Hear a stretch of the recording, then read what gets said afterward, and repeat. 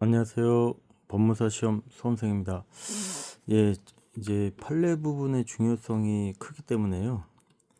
예, 이제 법전에 예를 들어서 채권자 취소권에 대한 부분 법전을 읽어보고 406조 읽어보고 이제 모의고사 같은 데서 보통 이제 한 40문항이 나오면 보통 한 200개 정도의 그 판례 이제 선지가 나오죠. 그 이제 요건 해설집인데 이제 해설집에 이 판례 부분에 정확한 이제 전체적인 이제 판례 부분을 학습을 해가지고 이제 이 녹음기 지금 녹음돼 있거든요. 녹음하고 있는데 지금 잠깐 찍느냐고 제가 저기 했는데 이렇게 녹음을 해가지고 제가 출퇴근하거나 그리고 어디 이동하거나 뭐 기타 식사하거나 여러 가지 이제 그 출퇴근하면서 시간 활용을 하면서 이렇게 지금 학습하려고 합니다.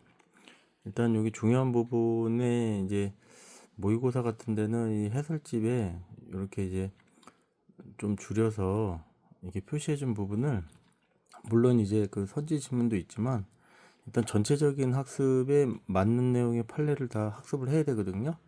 그래서 이렇게 학습을 하고 그 다음에 요거를 녹음을 해가지고 들으면서 정확한 판례에 그런 이제 판례 그 명확한 이제 요 판례 명확한 답을 이렇게 제가 이해 암기하려고 하고 있습니다. 예. 그래서 이제 녹음기로 이렇게 이제 하고 있고요. 녹음을 하려고 그러고 여기에 보면 이제 매도인의 담보 책임에 대한 판례, 그 다음에 매수 청구권, 그 다음에 매매 목적물에 관한 피담보 채무를 매수인이 채무액 매매 대금에서 공제 약정한 경우 등 이렇게 이제 여기는 부당이득 부분에 대한 판례. 이 전체적으로 이렇게 옳은 판례를 다 확인을 해야 되겠죠. 밑줄 쳐서 요건 소멸시효에 대한 판례 부분. 그래서 요런 이제 그 중요한 부분의 판례 부분을 제가 녹음을 해가지고 이렇게 이제 이제 그 학습 효과를 높이려고 하고 있습니다.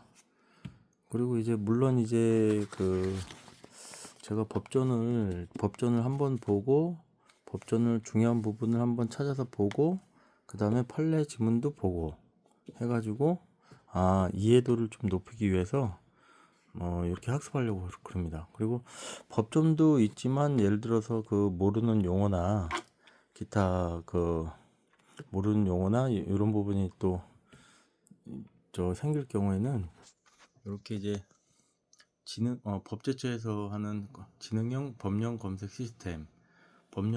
시스템을 이렇게 치면 또 이렇게 상법 채권자에 의한 설립 취소의 가족관계 등록에 관한 법률 뭐 이런 식으로 해서 이 채권자 취소권에 대한 이 법령 부분도 이렇게 나오니까요. 확인하면서 이 판례가 되게 중요하다고 생각합니다. 그래서 이 학습 효과를 높이기 위해서 이제 이 법무사 시험에서는 판례 부분이 차지하는 비중이 크기 때문에 이제 법 조문하고 그 다음에 판례 조문 보고 판례 한번 읽고 또 녹음해서 반복해서 듣고 그 다음에 이제 이 판례를 어느 정도 좀 이해하면 또